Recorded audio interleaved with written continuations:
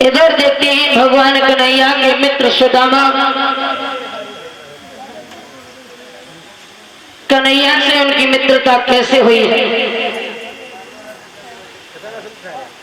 उसी समय महाराज सुदामा की माँ का नाम था माटिका और पिता का नाम था रोकना देवी।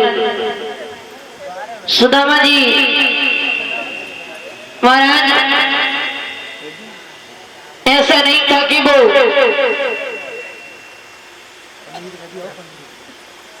कन्हैया के साथ में उन्होंने कपट किया।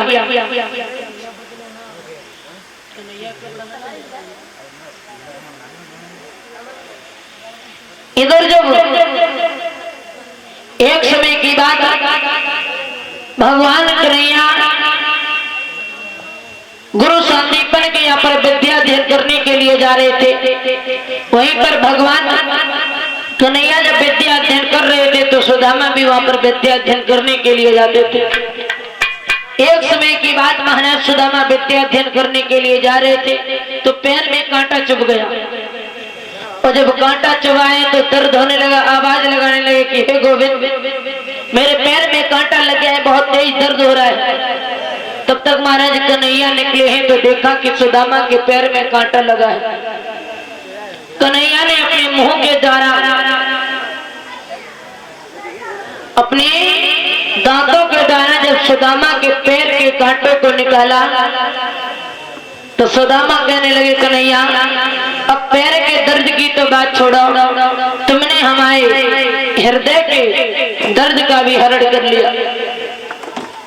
उस दिन से महाराज ऐसी मित्रता हुई है कि अगर सुदामा पाठ याद करके नहीं जाते थे तो कन्हैया ये कह देते कि मैं पाठ याद करना भूल गया। जबकि 4 वेद 6 7 18 पुराण कंठस्थ थे भगवान कन्हैया। एक समय की बात मैया कहने लगी लाला घर में ईंधन नहीं है, ऐसा करो तुम लकड़ी लेकर के आओ। पर क्या बोली गोरे पत्नी बोली मोहन से ओ मेरे लाला तन की धरिया।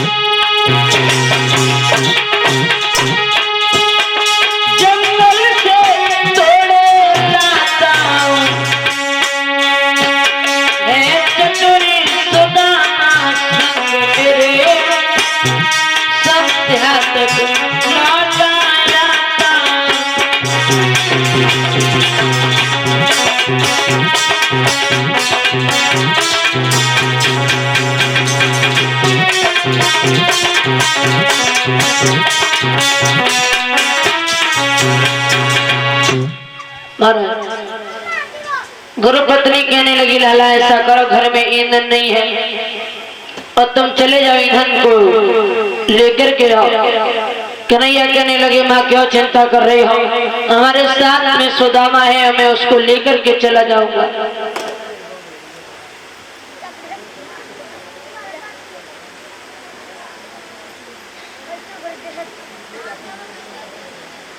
हरी 21 रुपए संध्या श्रीवास्तव पांडेपुर 100 रुपए द्रकपाल राठौर पांडेपुर, 21 रुपए काशीराम राठौर पांडेपुर, 100 रुपए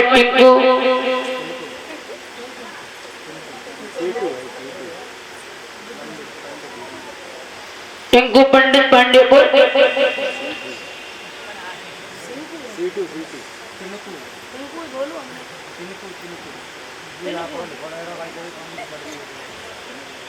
सौ रुपए तिनकू पंडित जी और 21 रुपए अजय पाल राठौर पांडेपुर, 30 रुपए सुशील राठौर पांडेपुर, 151 रुपए रामू राठौर और 150 रुपए प्रवीण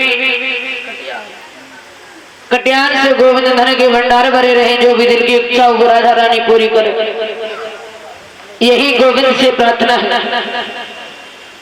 उसी समय भगवान ने कहा मैया चिंता करने की कोई बात नहीं। तो गुरुपत्नी ने सुदामा को इशारे से बुलाया है, कहा है लाला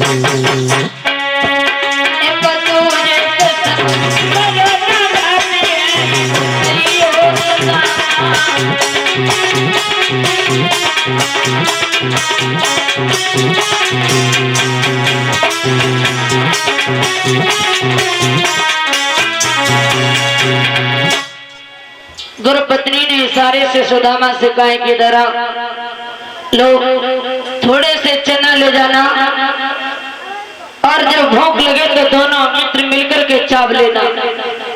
सुदामा इन चनों को हाथ में लिया और चल दिए।